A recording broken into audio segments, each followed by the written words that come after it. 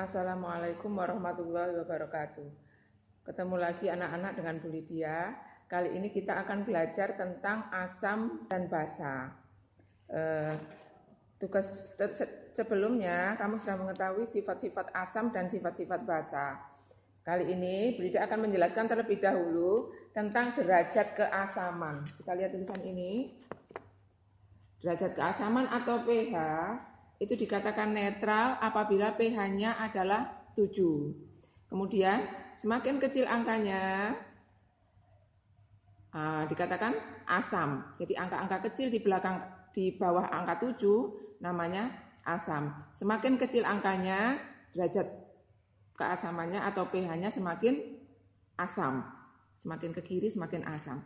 Kemudian kalau angkanya semakin besar ke kanan, dari mulai 7, 8, 9, 10, 11, 12 sampai 14 ini dikatakan basa. Jadi deretan yang di kanannya angka 7 dikatakan basa. Nah, semakin ke kanan sifatnya suatu larutan itu semakin basa. Yang jadi patokan adalah angka 7. Di bawah 7 asam, semakin ke kiri semakin asam. Di atas 7 semakin ke kanan semakin basa. Jelas nggih? Kemudian bagaimana kita menguji suatu larutan apakah dia asam atau basa atau netral? Caranya dengan menggunakan alat-alat bantu namanya indikator atau penanda. Nah, indikator asam basa ini silakan kita lihat dibedakan dua, yaitu alami dan buatan. Yang alami apa saja? Ada ekstrak kunyit, ekstrak kubis merah, ekstrak bunga sepatu, ekstrak kulit manggis dan lain-lain. Hasilnya kalau kita menggunakan bahan-bahan alami itu biasanya kurang akurat. Nah, ada juga yang menggunakan bahan-bahan buatan atau buatan pabrik ya lebih canggih. Misalnya menggunakan alat namanya pH meter. Bisa juga menggunakan indikator universal. Nanti bentuknya ada dua, ada yang kertas, ada yang stick. Kemudian yang ketiga, menggunakan kertas lakmus merah dan biru. Kertas lakmus merah biru. Kita nanti akan mencoba, Bu Lydia akan menerangkan yang ini ya, indikator universal bentuk kertas dan stick, serta kertas lakmus merah dan biru. Nih. Kemudian alat-alatnya untuk mendeteksi atau menentukan suatu larutan itu asam, basa atau netral. Yang pertama tadi pH meter. Sayang pH meter kita rusak enak ya, jadi tidak bisa kita pakai. Paling akurat adalah menggunakan pH meter. Yang kedua, menggunakan indikator universal. Nah, ini indikator universal ada dua bentuknya. Ada yang bentuknya kertas seperti ini, indikator bentuk kertas. Di dalamnya seperti ini. Ada peta warna ya. Ada juga yang berbentuk stick seperti ini. Indikator universal bentuk stick. Nah, ada juga yang tadi kertas lakmus merah dan biru. Ini kertas lakmus biru, ini kertas lakmus merah. Dua-duanya bisa dipakai. Cara menggunakan nak ya sekarang ya. Kalau kita menggunakan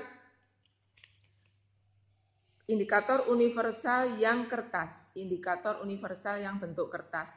Caranya ini ada kertasnya, ini kita ambil sedikit. Nah ini ya misalnya ya. Terus kita celupkan ke dalam larutan yang ingin kita uji.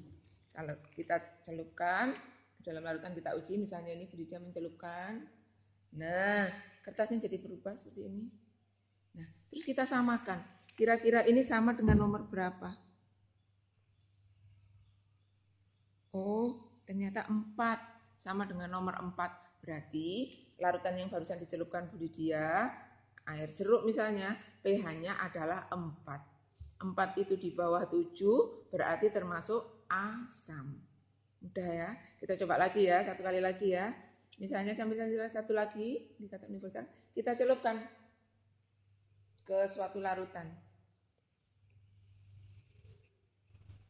Nah, kok tidak berubah terlalu banyak. Kita samakan dengan di sini.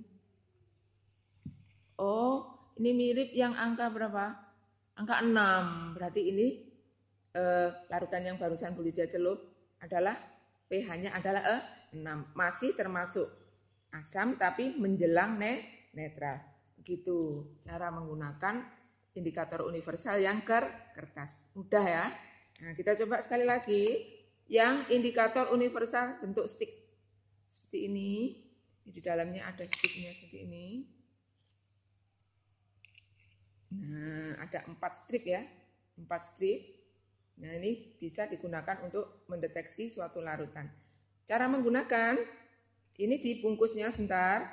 Bungkusnya ada tulisan angka 0 sampai 7. Nah, ada warna-warni ini. Kemudian kalau dibalik, angka 7 sampai 14. Nah, ini menunjukkan pH-nya. pH larutan yang mau kita ukur.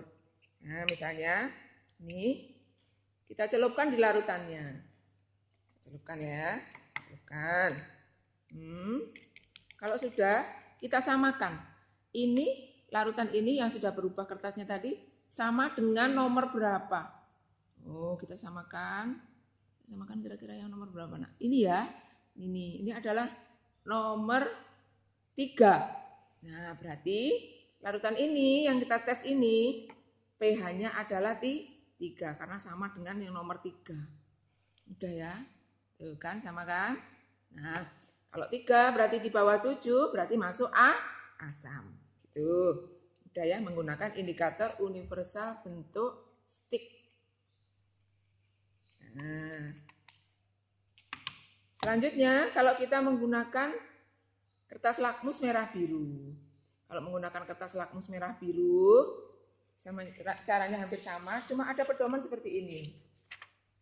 Nanti bisa saya copy ini ya, saya foto, nanti kamu bisa nyatet. Kalau larutan yang kita celupkan kertas lakmus merah tetap merah, lakmus biru menjadi merah, berarti dia asam larutan yang kita tes itu. Kalau basah, lakmus merah menjadi biru, lakmus biru tetap biru, berarti dia basah larutan yang kita tes itu. Kalau yang terakhir, apabila lakmus merah tetap merah dan lakmus biru tetap biru, tidak merubah apapun, berarti larutannya adalah netral. Saya ulang ya, kalau kertas lakmus merah tetap merah, biru menjadi merah, berarti larutannya asam. Kemudian kalau lakmus merah menjadi biru dan lakmus biru tetap biru, berarti dia larutannya basah. Kalau kertas lakmus merah tetap merah, biru tetap biru, berarti larutannya adalah netral. Nah, ini cara menentukan asam basah menggunakan kertas lakmus merah biru. Mudah ya, seperti itu. Misalnya, nih kita coba. Sebentar ya, tunggu sebentar. Nah, misalnya ini kertas lakmus di merah 1, biru 1, kita ambil gini, kemudian kita celupkan ke larutan ini. Kipas-kipaskan, kemudian dilihat lagi. Loh, ini merah tetap merah, birunya menjadi merah. Merah ini tetap merah, birunya menjadi merah. Merah-merah berarti apa tadi? Asam. Udah ya. Kemudian kita coba larutan yang satunya lagi ini ya. Bentar, saya tukar dulu ya.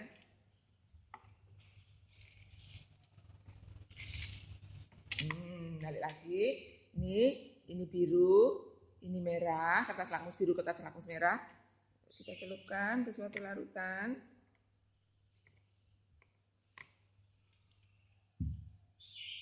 Nah, ternyata yang biru tetap biru, yang merah menjadi biru. Yang biru tetap biru, yang merah menjadi biru. Kalau biru-biru tadi apa? Basah. Berarti larutan yang kita tes ini adalah larutan basah. Jadi kalau ini merah-merah berarti asam.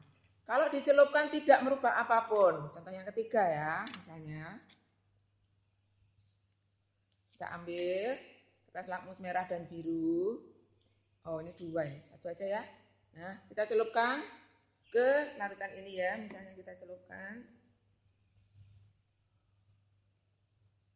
Nah, keplah nih ya. Yang biru tetap biru, yang merah tetap merah, berarti dia tidak merubah apapun. Larutan ini adalah larutan netral. Gimana anak-anak? Mudah ya memahami ya cara pemakaian indikator universal stick, indikator universal kertas, dan kertas lakmus merah dan biru. Saya akhiri sekian, nanti sebentar lagi ada praktikum yang memakai indikator merah dan biru. Dan kamu mencoba menebak larutannya itu bersifat asam atau basa atau netral. Nah, sampai jumpa pada pertemuan berikutnya yang akan menguji larutan asam, basa, dan netral. Assalamualaikum warahmatullahi wabarakatuh.